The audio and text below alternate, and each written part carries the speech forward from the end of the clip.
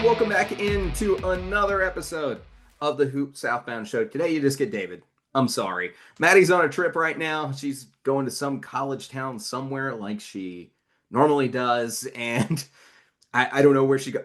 Point is, you get me today, and we're talking about today being the first official day of fall practice. Oh, what does that mean? That means we're 42 days out from the beginning of the season. Hallelujah. Yeah, get excited. Basketball is right around the corner. I know for the football people out there, I like football too.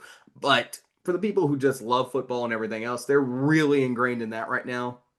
Basketball is right around the corner, and we got some great games coming up. And this is our opportunity to start digging in. This is where we get really excited because we're going to start getting news. We're going to start getting our questions answered and all those things that we want to hear about our new team as they're getting into extended practices, working things.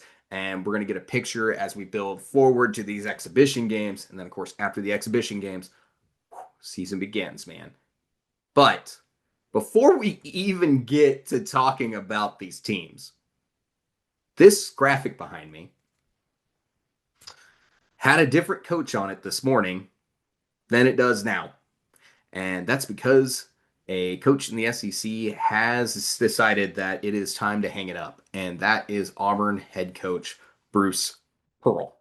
Today, Auburn's head coach Bruce Pearl came out and announced that he is retiring from college basketball. It's a big loss for the sport, and you're talking about one of the all-time greats at not just one, but two schools in the SEC. And a coach that has arguably the greatest resumes at both those programs can easily be considered their number one, and a resume that can be considered that of a Hall of Famer. Bruce Pearl announcing that he is retiring was a huge story in college basketball today. Eye on College Basketball podcast already did an emergency pod on it. I considered doing it, but I was in the middle of a courtroom today when Maddie texted me. It's like, hey, did you see this? And it's a huge moment. Now, I'm going to go through the history and everything here really fast because Bruce Pearl's resume is incredible. You're talking about a coach with two D1 Final Fours in 2019 and 2025, both with Auburn's, both the highest moments in the program's history. You're also talking about a coach with a D2 national championship that goes back to 1995. He had four GLVC regular season titles in 1994, 1996, 1997, and 2001. Two Horizon League tournament championships in 2003 and 2005. Two Horizon League regular season titles in 2004 and 2005. Two SEC tournament titles back in 2019 and 2024. And four SEC regular season titles in 2008, 2018, 2022, and 2025. He has been both the NABC D1 and D2 Coach of the Year in 2025 and 1995, the AP Co-Coach of the Year in 2025, the Sporting News Coach of the Year in 2006, the Rupp Cup back in 2008, two-time GLVC Coach of the Year in 1993 and 1994, three-time Horizon League Coach of the Year in 2002, 2003, and 2005, and four-time SEC Coach of the Year in 2006, 2008, 2022, and this past season in 2025. He's also, of course, on his record as a men's basketball coach, as a gold medal in 2009 Tel Aviv. Folks, this is one of the great coaches in this sport and one that deserves to be respected. And as I mentioned, he could probably get the argument in a little bit of a debate with Rick Barnes as the number one all-time coach in Tennessee basketball history. In fact, as a kid growing up in those post-Nolan Richardson years, man, I hated when Arkansas played Bruce Pearl Tennessee teams. They were tough. They were hard to deal with. And I really didn't like it when we were playing them on an orange-looking court because that would give me the most I don't know how we're going to do today feeling in a basketball game. But as far as Auburn goes, I wanted to read this stat that Fran Franchinella put out. I'm sorry if I'm butchering that name. You know who he is. He works for ESPN. But yeah, he said in 109 years, he put the stat out, in 109 years of basketball, Auburn basketball has won 53% of its games and won two SEC titles. In 11 years, Bruce Pearl won 65% of his games, three SEC titles, and took the Tigers to two Final Fours. Pretty good. All time, all time, easily the greatest coach in Auburn basketball history. You're talking about a program before he arrived that was had some great years here and there. They were good. They had moments. They had some signature players and everything else, but they were really a middle of the pack SEC team as it stood in the landscape of the conference. And then as the conference made a greater investment in basketball, Auburn made the decision to hire Bruce Pearl as part of their investment and bring in a big time winning good basketball coach and a coach who had great experience out in Tennessee, and brings him in after that time that he had spent after he was fired from Tennessee, and he had nothing but really success at Auburn for years. There were highs, there were lows, but you cannot argue that this is the highest high in program history for the Auburn Tigers was under Bruce Pearl's era there. He's a great coach and one that has arguably a Hall of Fame resume, possibly. It's going to be a longer discussion, but it's one that deserves at least a look for the College Basketball Hall of Fame. He's an all time great, and you're talking about a coach with over 700 wins and was notorious, especially in his D2 days. He's adjusted it since, but using that flex offense. A great coach, a lot of history there, and one that his story about getting fired by Tennessee is often misguided slightly. A lot of people don't understand that what actually got Bruce Pearl in trouble more than anything else at Tennessee was lying about the infraction. The infraction itself was really more like a speeding ticket, if you were to compare it to something in your everyday life, something that really would have been glossed over. Some minor sanctions and a slap on the wrist by the NCAA. But yeah, he was an all-time great there as well. And he had great moments and great history and had some awesome, awesome moments for the programs that he stopped in. He took Milwaukee to a Sweet 16 for crying out loud, got that Tennessee job, and then just down the line where he is today. It wasn't too long ago, he was talking to on a podcast and he was telling folks like, soon, I don't know how much longer. If you had asked me how much longer he was going to stick around, I would have said probably 2 to 3 more years, but I think most everybody was expecting the earliest that Bruce Pearl might retire was at the end of this season. Instead, it's right here at the beginning, and his son Steven's now named the new head coach. It's a bit of a surprise as far as that goes, as the timing of the retirement. There's been a little bit of wind here and there, but yeah, no one really expected it here in September on September 22nd. There have been some really poor reactions to it and some stupid comments if you watch PTI today on ESPN. And there have been a lot of like the looking back and remembering some great all-time basketball and some great coaching out of Bruce Pearl. And like I said, as a Razorback fan, it makes me nervous every time we played them because Bruce Pearl had some really, really good teams over the years. And nothing but respect for him. Of course, Steven takes over the job. And I would say the one last comment on this is that it's surprising now that 2 years in a row, here we are in September, and the sport's losing one of its best coaches. Last year it was Tony Bennett out in Virginia, and that was a shockwave. A national championship winning coach right before the season even gets there, has a press conference, and that's the end of the Tony Bennett era in Virginia. Here we are with Auburn, and Auburn is moving into an entirely new era. We'll see how things go with Steven. By the way, he's not named interim coach. He is head coach. I don't know the extent of the contract. I don't know that information yet. But we'll see how his first season as the head coach of the Auburn Tigers ends up going. All right, folks, let's go into this fall camp. And by the way, if new information comes out and he is indeed the interim coach, I was going off the most recent information I got and things I was reading on that front. So don't hold it against me. I don't claim to be a journalist anymore. I became a lawyer for a reason. All right, folks, let's talk about some of these questions and some of these things that we want to talk about, hear about, because it is the beginning of fall practice, that official practice time. Let's start here. Where I want to start again, just like when we did the unknown factors episode, I'm asking questions. These are genuine questions and things I just want to hear about. Things I want to hear Mark Pope come out and talk about. Things I want to hear John Calipari talk about. Things I even want to hear from Stephen, Stephen Pearl out there at Auburn. I want to hear the coaches talk about things.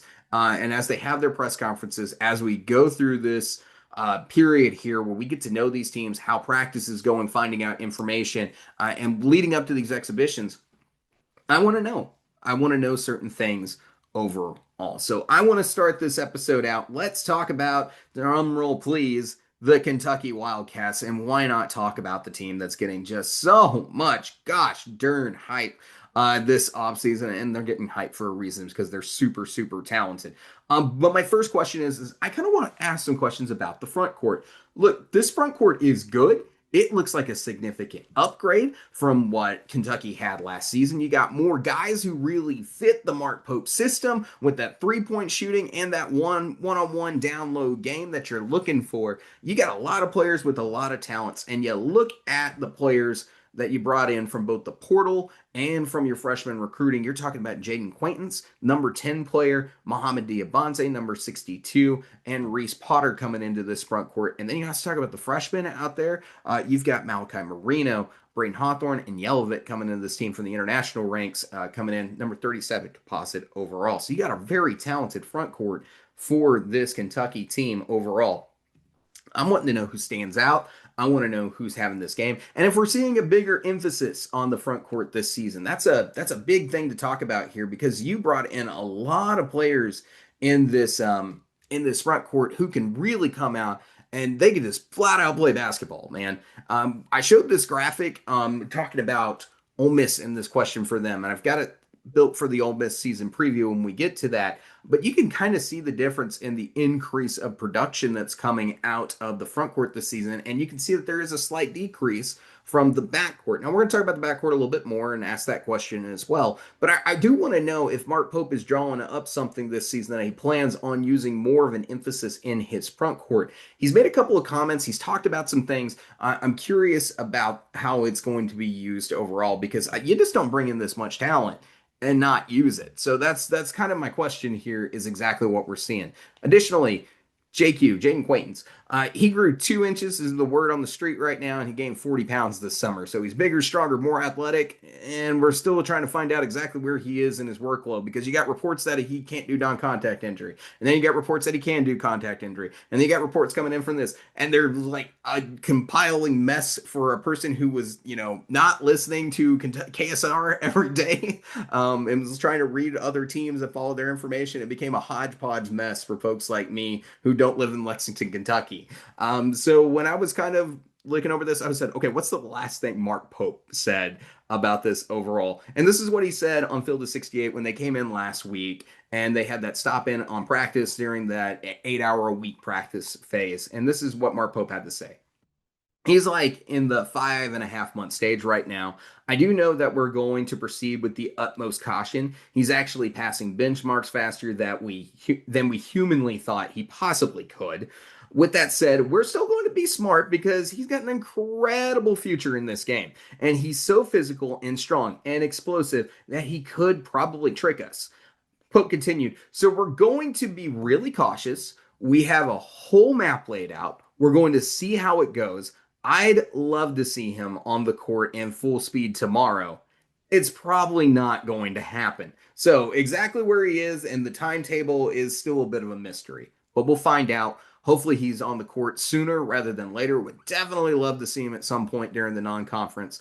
But in that meantime, when we talk about this front court, want to hear about other players who are going to have to step up. One player I really like, and I kind of mentioned this, that his game on an analytics side grew by 2.7 in BBPR, or excuse me, in BPR. I keep doing that. But in BPR, Brandon Garrison's game grew 2.7.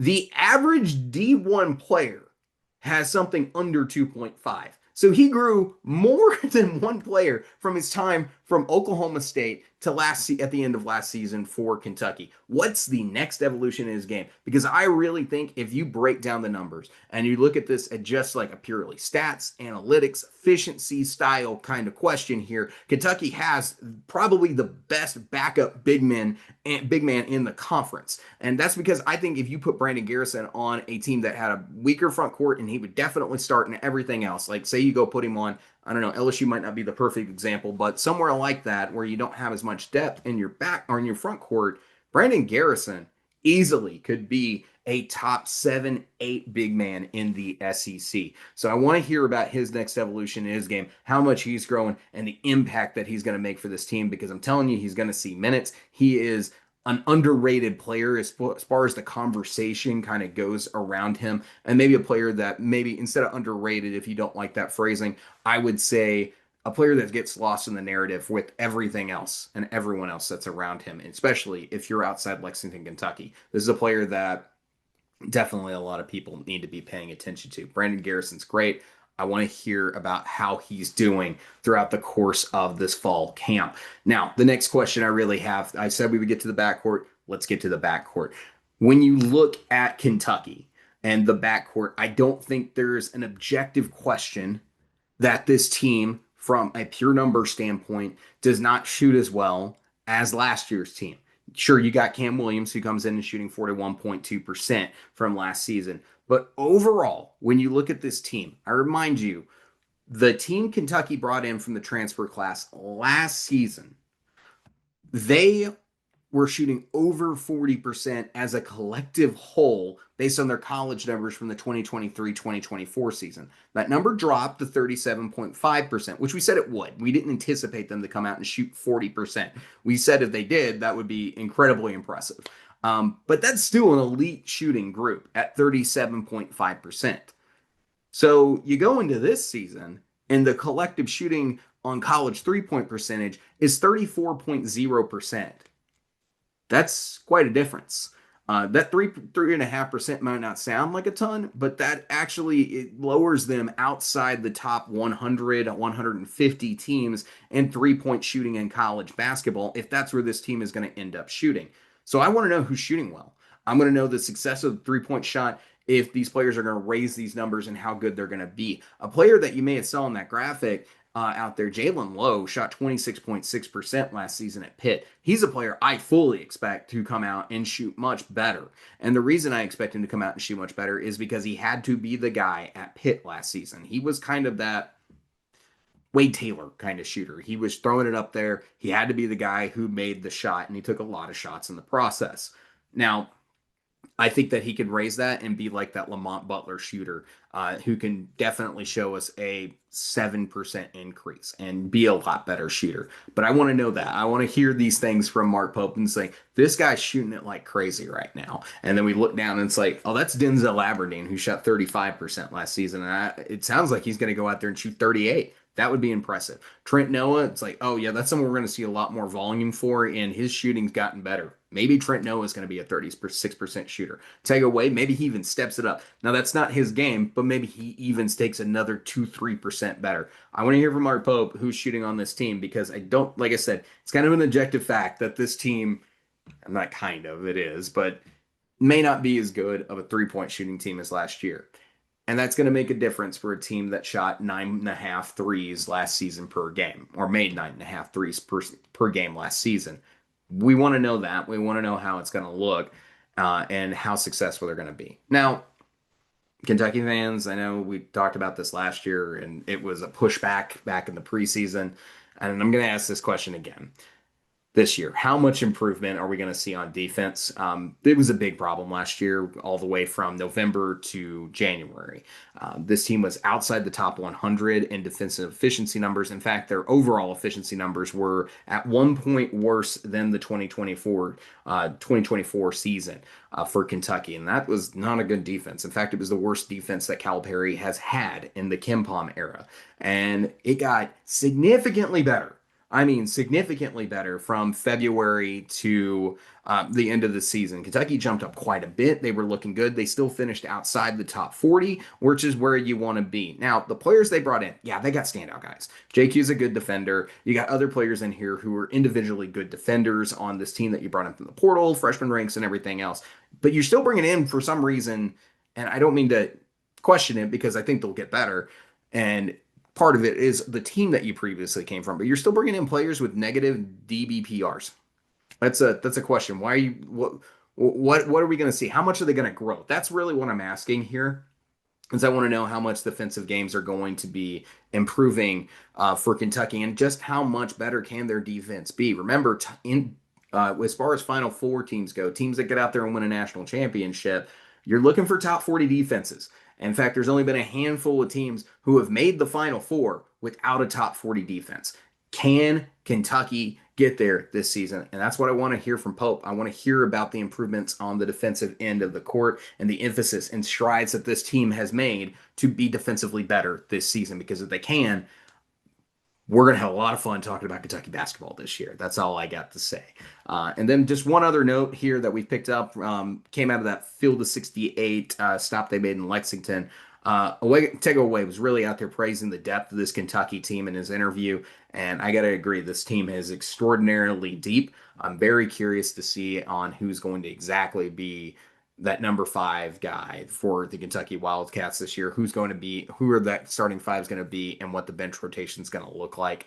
I think that'll be exciting and fun and a good look when we start getting to early seasons of basketball. We'll see the hints that Mark Pope gives to us and on who that core group is going to be for the Wildcats this season. Let's go to my home, or not my hometown, but my home state and the city I live in. Let's go to Fayetteville. Talked a lot there. Needed a drink. Sorry about the Razorbacks. So when it comes to the Razorbacks and John Calipari, there's a couple of things that we were kind of disappointed with in the team last year that needed to improve. And Arkansas went out and they tried to address some of these areas. Now, the number 2 thing, no question last season, was rebounding was the second biggest struggle for this team. Boy, they need to be a lot better. And in particularly, they had to be better on the offensive glass. Arkansas also pretty much broke even last season in rebounding differential. Now, what the Razorbacks did is they brought in Malik Ewan, who is a very good rebounder and is projected by Evan Mia again this season to be an elite rebounder. Then they also cut out and they brought in Nick Pringle, and he should be a boost additionally to the rebounding this season for the Razorbacks. Do we get confirmation? Are we going to hear about it? Like, is this team is going to be so much more improved on rebounding than what they were last season, or is it just going to be marginal? I'm optimistic that it's going to be better, and I think it's going to be better. I want to hear it. I want to hear it talked about at some point throughout the course of fall camp, and definitely want to see it when we get to the exhibition game against Cincinnati. Now, the next one up is I'm going to stay in the front court and talk about this a little bit more. The next question I have is Trevin Brazile still as good as he looked in summer practice? They had this bring the folks in, let's have people come in, let's have them film, let's have them ask questions. We'll do a press conference thing back in June, July timeframe for the Razorbacks. And we got some highlights. We got some clips about how the team looked throughout the course of summer ball. And Trevin Brazile looked awesome. And it's been an ongoing conversation with Trevin Brazile for a long time. Can he be awesome, an elite level player for an entire course of a season? Because we know what the potential is with Trevin Brazile. We've talked about it over and over again. I want to see, okay, did it sustain from summer ball all the way now into fall ball? And there's a couple reasons for this. That number 4 position for Arkansas is probably the area that lacks the most serious depth on the roster for the Razorbacks. There's a huge opportunity for Brazile to come in and just thrive this season and be the guy that we all really have wanted to see him be if you're a Razorback fan.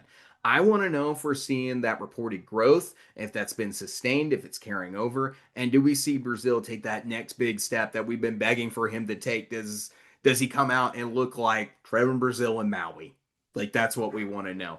What we've also heard is Trevin Brazile is bigger, stronger, and he's been a more proactive player on both ends of the court throughout summer ball, which is encouraging given his injuries and inconsistent play in the past. And he's looking here like he might be very improved and having a brilliant finish to his college career coming into this season. And he had a very strong showing over that final 9 games there for the Razorbacks. So that's a big conversation point. Next up, let's go to the backcourt, because the backcourt is, we talked about an unknown factors, y'all. How does it work? What does it look like? And I'm even more confused now based on some of the things that we're starting to hear. It's an oddly constructed backcourt that is unbelievably talented. But yeah, the number 1 thing that I would say Arkansas struggled with last season was the 3-point shooting. And that was at 32.7% for the Razorbacks last year. An area that, man, you just got to be better shooting the basketball if you're the Razorbacks and being a more offensively, proficient team overall. And then we talk about the cycle back in unknown factors. You have DJ Wagner at the two, right? He's experienced. He's ready to go. But DJ Wagner's not that good of a three-point shooter. Okay, so how do we get better three-point shooting on the board? Well, let's put Malik Thomas in. Well, Malik Thomas is a freshman and is kind of inexperienced. So how do we resolve that and get more experience on the floor? Let's put DJ Wagner in. And you just keep going in this circle and trying to figure it out if you're sitting here in the offseason trying to figure out how this game plan is going to work for the Razorbacks. That's the ongoing question. The crazy thing is that we're starting to get glimpses, murmurings, whatever, whispers out there that DJ Wagner's going to play more of the one than the two, which is very interesting and also kind of a good thing, I would say. I was mentioning that as a combo guard, I think that DJ Wagner is a better number one than he is a number two, and that's kind of where his game is at. But Darius Acuff didn't come in here to sit on the bench, that's for sure. So it just makes me even more curious how this is going to work, how the minutes rotation is going to look. Are we going to see Acuff playing the two while DJ Wagner's playing the one? Makes sense a little bit in my mind, considering the numbers that we saw Acuff have during high school ball as a better three-point shooter.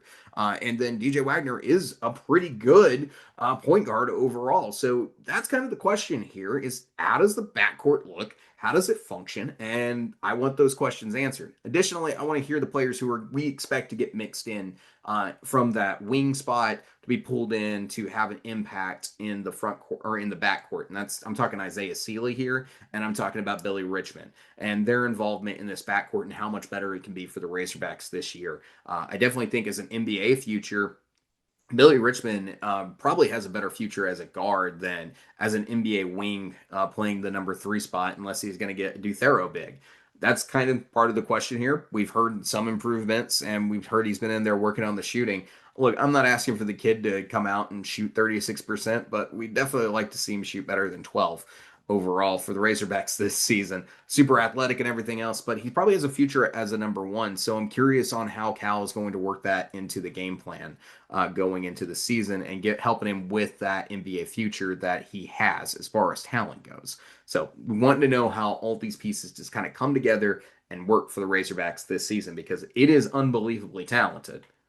But we got to, I just want to know how Calipari's going to get this done. All right, and then next big question here for the Razorbacks. I'm going to talk about the international guys for a second and the impact that they're going to have this year. That's really, I'm not talk about it. What's the question? It's a simple question, especially when a few of these international guys didn't come across the pond to, summer practice and everything else. Arkansas likely has an answer at this point on who is going to help them go 90, and that's Isaiah Sealy. He had a really good summer from our understanding. If that continues, definitely expect Isaiah Sealy to mix in and be the number 9 guy in the rotation for the Razorbacks. So the question is, can Arkansas get to 10? And I think that's going to have to come out of one of the international players. And the player I would put the most money on right now is Paulus Meadow. As one of the likely candidates to get in there and get those 5-10 minutes a night and be a backup in probably the number 4 spot where you have some of the weaker amount of depth. And let's see if he can break out and really get in there and be a factor for the Razorbacks this season. That's kind of my question. Who's going to get out of these international guys and make that impact for this team? I think Arkansas is going to be good, but I want to hear the answer to some of these questions on just how good they possibly can be. All right, let's go to the reigning national champions down in Gainesville as we talk about their fall camp here. And my first question when it comes to the Gators, how are the early returns looking on Boogie Fland and Xavier Lee? These are the two guys, y'all, that we have really anticipated being the big conversation in Florida's backcourt because Florida's backcourt, as we have mentioned several times, was NBA level caliber, and the draft confirmed that. So how do you go out and you replace Will Richard, Walter Clayton, and Elijah Martin? How do you go out there and do that? Well, you get Flan, who is got an NBA future on him, had a really good season before the injury for the Razorbacks, and then you go out and you also get one of the best and experienced players, that great combination of both worlds in the portal in Xavier Lee out of Princeton. I'm talking about great numbers here. Boogie Flan, 13.5 points per game, over 5 assists a game, and 1.5 steals a night for the Razorbacks last season. And then you talk about Xavier Lee averaging almost 17 points a game, coming down with 6 boards and shooting that beautiful over 36% from 3 percentage. I want to know how things are looking, especially with Boogie Flan coming off his surgery that he had this offseason and how things are kind of shaking out here in fall camp for him and that success that he's having for Florida. As far as the rest of this team goes, and this is more in particularly in that backcourt, I'm wanting to know out of the backcourt or in the backcourt, those freshmen and transfers, who's going to break out from there? There's a long list here. Now we already talked about Fland and Lee on this team. But what about CJ Ingram? Can he come out and can he have a big breakout here for the Gators? Alex Lloyd, AJ Brown, all these players that they brought in from the transfer portal really revamped this backcourt because that's where Florida needed it the most. There's a huge opportunity knocking. I want to know who steps up and really shows themselves to be a big time player for the Gators and being one of those breakout players that the Gators desperately need.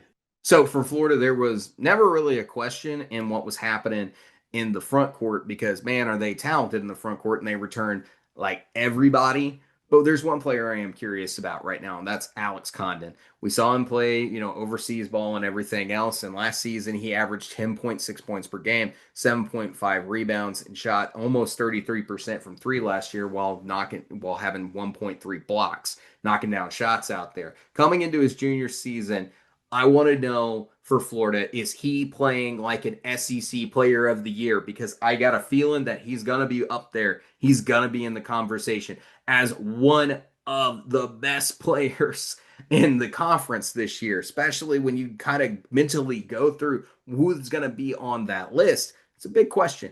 And I want to see if he can get it done, if he can be that player this season for Florida and be that SEC of the year player caliber. Big year ahead for Alex Condon. I want to hear that level of growth out there for him. All right, let's go down to Tuscaloosa and let's talk about the Alabama Crimson Tide. Now, this was back in Unknown Factors. We talked about it. Who's that rising leader on this team? Now, all indications right now would suggest that LeBaron Filan is going to have to be the leader in the backcourt here at the beginning of the post Mark Sears era for Nate Oates. And then the question was who's going to be number two and everything else. But we'll get to that in just a second because the other player that me and Maddie were talking about as a possible leader for this team was Latrell Wrightsell. Now we got some good news out of Latrell Wrightsell back on September 10th that he is cleared for non-contact work. Now, we don't know exactly when he's going to return, but it's been a long time since the Players Era Festival back in 2024. Alabama's been missing this kid and his ability to get out there and get a bucket. We'll see exactly what the return time frame is for Latrell Wrightsell as more details come out, but it's good news to hear that he is back for non-contact work. We'll see exactly when he gets back into the mix there for the Tide. As far as the rest of it goes, Nate Oates did drop a name out there for a player that could be the Robin to LeBaron Filan's Batman out there, and that was Houston Mallett out of all players, a player that was redshirted last year for a player that was redshirted last year for the Tide and didn't see minutes, but was excellent at Pepperdine. Now he's coming in here to his second year, and it's surprising that Nate Oates didn't mention Aiden Holloway in this conversation, but I would still expect some big things out of Aiden Holloway as well. The next question is how does that front court end up looking for Alabama this year? Now we've heard some criticisms from the Field of 68, and while I'm critical of their own criticism, they bring in some valid points. And that is one of the big things. The most important pickup out of the transfer portal this offseason for Alabama was Noah Williamson. You're talking about a 7-footer who came in, puts up stat stuffing, numbers at 17.6 points per game and 7.6 rebounds per night, was all Patriot League and was all defensive team in that conference and being a big time player for the Tide. And then you also bring in Taylor Bowen, who also has a lot of promise coming out of Florida State. But that's kind of the question, right? It's promise. The question is really, is Noah Williamson going to be ready for SEC play? Can he be that guy in an SEC season? What is, if not the best conference, definitely one of the top three at coming into this season? It's not Bucknell, and this is not the Patriot League. That's the big question. I want to know how he's adapting, what Nate Oates is seeing, and that growth we're seeing out of Noah Williamson. Same thing with Taylor Bowen. He played for a Florida State team and really shined out there, but a very, very weak ACC last season. Then Aiden Sherrill, how much has his game grown? And then Bristow as well from Tarleton as a transfer. How much improvement have we seen from him? And then is there any freshmen that really break out for the Tide this season? And chemistry overall, I want to hear about team chemistry, how it's looking for this team. This could give you some quick insight here. Alabama took almost a 70% minutes loss from last season. They had a really good transfer class come in, which is solid and what you want to see, but there were still some underclassmen transfers that came on this team and a lot of questions on the how it was all going to click. Now, I'm not saying anything about Alabama, but I do want to hear when you have that many transfers, how's it all clicking? How's it all coming together for this team as the course of fall camp goes on? Let's go to the other part of Alabama and the other Alabama team, and that's the Auburn Tigers. Look, I had a list of questions and things that I wanted to talk about when it came to Auburn. Now I have really no idea where I'm going to begin. So I'm just going to start this question here. How Stevens' first, preseason and how's it end up going? How's he feeling? How's he going to get this thing going? How's he really adapting to be the leader of these teams? Those are things I'm going to want to hear from Steven. It's a question, right? It's not really to cast doubt or anything else because I think he can be successful, and we'll see how it goes for him at the Auburn Tigers. But right now, we don't know a lot, and he's been on this staff. He's been under his dad. This questions I would want answers to. They came in with a question with Bruce Pearl being the head coach when I wrote him down. So right now, I do want to know how Steven's doing with this first year of being a head coach. As for some other questions that I did write down that I am a little bit curious about, let's talk about offensive firepower.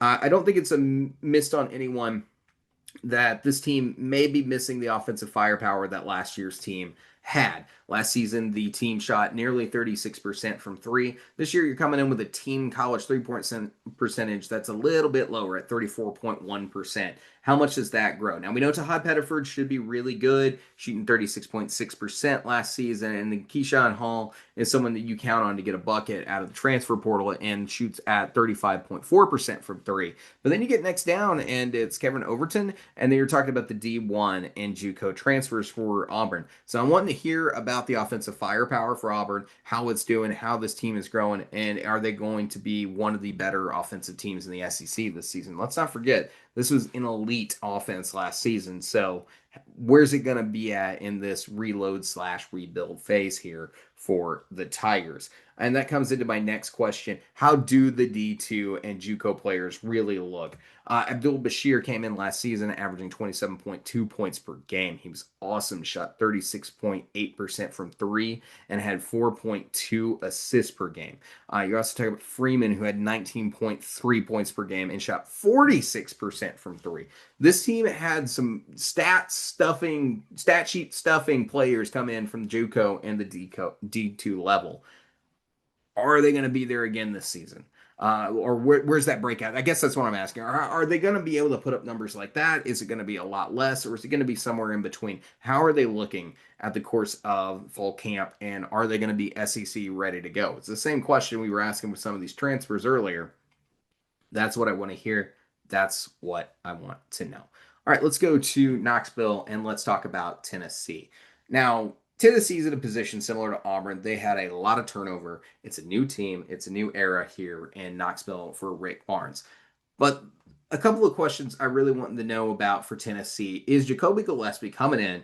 Is he taking over and is he shining as the leader of the backcourt for the Volunteers? Last season he went out, averaged 14.7 points per game, nearly 5 assists a night, and was knocking down threes like crazy at 40.7%, and a good defender on top of that. He's in his senior season. He's one of the best transfers in the country. Is he taking over this backcourt? Is he going to be the face of this team? Is he going to be one of the primary leaders for Tennessee this season? Some of the things I'm wanting to hear Rick Barnes kind of talk about. And then let's talk about the number one freshman coming into the SEC this season, and that's Nate Ament. I just want a quick update on where we are with the injury and if it's bothering him anymore or anything like that now that fall practice is here. Rick Barnes had said that the injury really, if he would play, if we were in the middle of the season right now with it, it's nothing like that. And then I want to hear about his development. How's Nate Ament doing? Is adapting to the college game? Is it getting better? Is Is he still raw in certain areas, or are we expecting this kid to come out and be just absolutely insane, and we're all going to be blown away by Native Mintz? It's a good question. He was a five-star All-American, comes in at 6'9" and 190 pounds. Really excited about this kid. Curious, what the development will be over the course of fall camp. Can't wait to watch him play some college ball when the exhibitions come out over the course of October. Let's go to Missouri.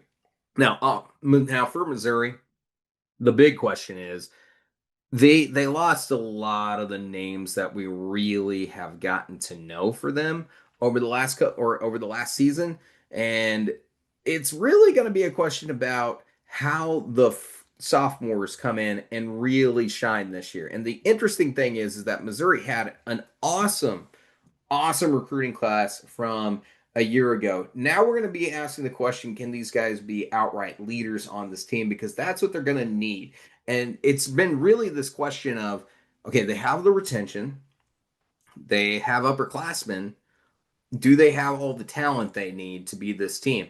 If you look at the ratings from, when this class was put together, you would think they got a chance. You got Bowden, you got T.O. Barrett, and you got other players, really can have a big sophomore breakout campaign here. So I want to hear about the development. And of course, we do have some not good news with Trent Burns, their center. He had surgery and he's going to be missing the start of this season this year.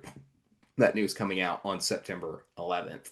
All right, let's go down. And the next question I have for Missouri is that improvement on defense. Like, I don't think it's missed on anyone that, well, Dennis Gates has never had a top 40 defense. And this season, he's bringing in a couple of guys who are more than capable of defending, like Sebastian Mack, and also returning, Anthony Robinson certainly doesn't hurt. Mark Mitchell's not a bad defender either, but you are bringing in those players with those negative DBPRs, like Sean Phillips and Jaden Stone. And then Luke Northweather was pretty, right at that, just above zero mark in that category. So are we going to see the defense get better? Because that was definitely the Achilles heel for Missouri last season.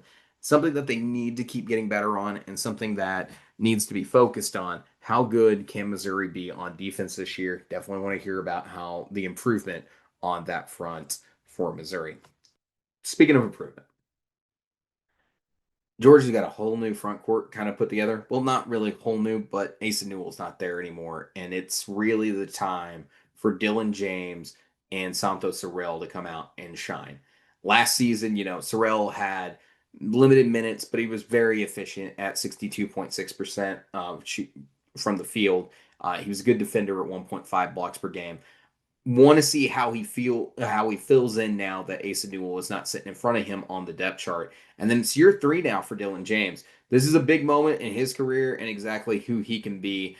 Catchings is also a player that we expect to have some big moments this season for Georgia. But Sorrell is really the player here that we want to know the most about the development for. He can probably be one of the players with one of the largest breakout seasons in the SEC this year. Keep an eye out for Santos Sorrell as he moves into his sophomore campaign. Let's see if he ends up making himself an NBA prospect. And back-to-back years for Mike White having a maybe first-round NBA draft pick. Let's find out.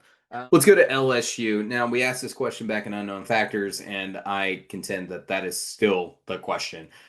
Who is going to be stepping up on this team besides Deaton Thomas or DJ Thomas?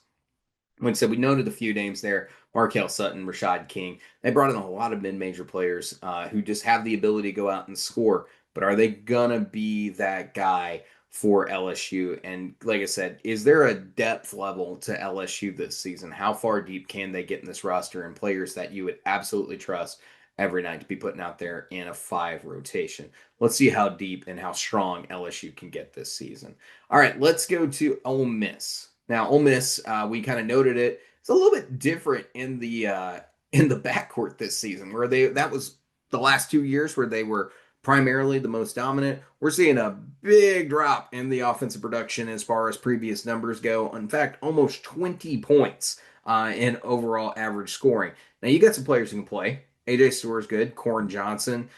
You've also got Giffa, who is out there, get out there and score as well. But this is going to be a brand new looking front backcourt altogether for Ole Miss. And can it be productive? Because the front court looks the most promising it's been for Ole Miss in the seasons that Chris Beard's been there. I think the question is really how much can the backcourt be relied on night in and night out for what could be a very up and down season for Ole Miss. And what's not going to make it up and down is how good the guards are. Another player on this list, Klafke, Eduardo Klafke, is projected to have a huge opportunity in front of him because he was buried on this depth chart last season. What was a really good backcourt for Ole Miss? Does he have a breakout year that potentially happens this season at Ole Miss? We'll find out. That's going to be one of the things I'm listening for Chris Beard to talk about throughout the course of this fall camp. Now, one of the things that we've gotten to know Chris Jans for on the other side of Mississippi is the defense. And last season, the defense wasn't quite as good as we've gotten to know Chris Jans' defense as being. Last two seasons, Mississippi State's defense has been in the top 30 defenses in college basketball. Last season, they were outside of that. They were 46th.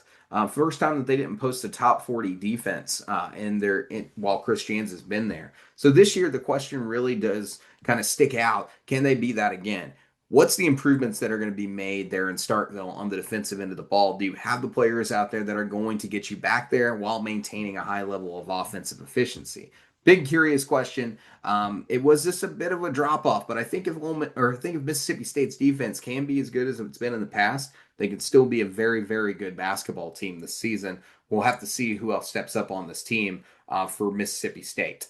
Let's go to Oklahoma. It's the same question we really had in the unknown factors one. Returners, redshirts, who's going to be that guy? Dayton Forsythe's got a lot of optimism, but remember, this is a kid who hasn't had a start yet. Muhammad Wagi, can he get there out of the ones who return? The redshirt players, though, are the ones that we're really looking at. Jaden Jones is coming off a medical redshirt. Nwako is coming off a medical redshirt. ATAC is coming off a redshirt for last season. What's their contribution levels going to be? We do expect Tay Davis, Nigel Pack, and Xavier Brown to come out and have a really good year for Oklahoma and being really the focus of this team. Who's going to be out there to help them? So that's why we're really focusing in on this group of freshmen and redshirt players for Oklahoma and how well this team is going to succeed. Now, in the unknown factors, we talked about the freshman breakouts, if there could be a freshman breakout for South Carolina. What about in the transfer group? Do we have a breakout here, someone that we're undervaluing? Could it be a Sindoko? Could it be Michi Johnson coming back and returning to play for South Carolina again? What a rotation. Ohio State to South Carolina to Ohio State, back to South Carolina. It's been a fun ride. Is Michi Johnson going to be a big standout transfer here and what's another year of college basketball for him? Or is it going to be Mike Sherman Jumps who comes out and has an exceptional season? And yeah, this kid's huge. And yeah, he's a guard. Be ready for that. That's going to be a very odd feel for a lot of teams to have a guard coming out at that size for South Carolina. But it'll be really exciting. Is there going to be a breakout in the transfers that we hear about coming out of fall camp? Texas, it's a new team. It's a new coach. We got a lot of questions. How's this team coming together? How's it working out? And like we mentioned, you got players from Texas from last year. You got players coming in from Sean Miller's Xavier team. How's this team going to come together? Can they be a team that finds the NCAA tournament comfortably in year one under Sean Miller? I think that possibility exists out there, and I think this team could be really good, and they could even finish in the top half of the SEC. But it's going to be a question since you have so many transfers and it's a new team and a new coach. How's it coming together? How's this group kind of looking? I'm going to be asking that chemistry question for a while and listening in on that. Buggy ball, baby. Texas A&M. How's that three ball coming along? You got to be able to shoot the three if you're going to be successful playing buckyball. And this team has a team college three-point percentage coming in at 35.1%. How's it going? Who's out there leading? Is Lane just killing it? Is he definitely going to start? Mbako, is he improving his three-point shooting? What about Marcus Hill, Rylan Griffin, all these other guys, Pops Isaacs coming off the injury and everything else? How's this team looking? You're going to want to shoot, and you're going to want to shoot often when you're playing buckyball. I want to know how that three ball is dropping out there in College Station here in year one. The question for Vanderbilt is, and the question for Vanderbilt will remain, is this team talented enough to end up in the top five in the SEC this season? That's a crazy question to ask. but they're really good. They have everything you're looking for in those intangible aspects. Are they talented enough to really break in, be top six, top seven at the top of the conference? Talking about like a team that even has, when we factor it all up and has enough big time wins to be a team that's expected to make the second weekend. Can that even happen for them? Well, it's going to start who we have as a standout talent for Vanderbilt this season. But besides Devin McLaughlin, Devin McLaughlin's an excellent player, and he's definitely one that we expect to be there. He went to the NBA draft process and tested the waters there. We expect him to be good. What about Frankie Collins? What about Tyler Harris? What about Jalen Washington? Who really stands out and just jumps up and can be a shining talent for Vanderbilt? This is going to be the question for a while. And the question that we ask as they play some of these non-conference games that are going to be very, buy heavy for a bit. But if they have players that definitely show that they are extremely talented, it would not surprise me that we see a crazy result at the end of the season. And Vanderbilt, just like they've been doing in football with Diego Pavia, jumps up and we're like, dang, Vandy, y'all good. I'm curious to see who that standout player is for Vanderbilt and that they have one and a bunch of names that Mark Byington ends up naming throughout the course of this fall camp. Guys, I'm running a solo show here today, and I don't do this often, especially one this long. But I thank y'all so much for hanging out with me tonight and talking a little bit of basketball. I know it's late. I know it's everything else, but I appreciate hanging out there. I know I made some mistakes and some things that you guys are going to question. Remember, I'm mainly asking questions here. Get the mind rolling. Things that we want to hear more than anything else. These are genuine questions. And I'm excited for basketball. I know you guys are too, especially if you're checking out a basketball show in September. So if you guys could like and subscribe, and I'll definitely catch you guys in the next one. Maddie should be back soon. I'm just rocking solo right now and had no choice, but definitely had to do this episode and talk about the Bruce Pearl stuff. There had to be an episode that came out tonight. So I'll catch you guys in the next one. Hopefully, Maddie will be back and it'll be a little bit more conversational. But until then, I'll catch you soon.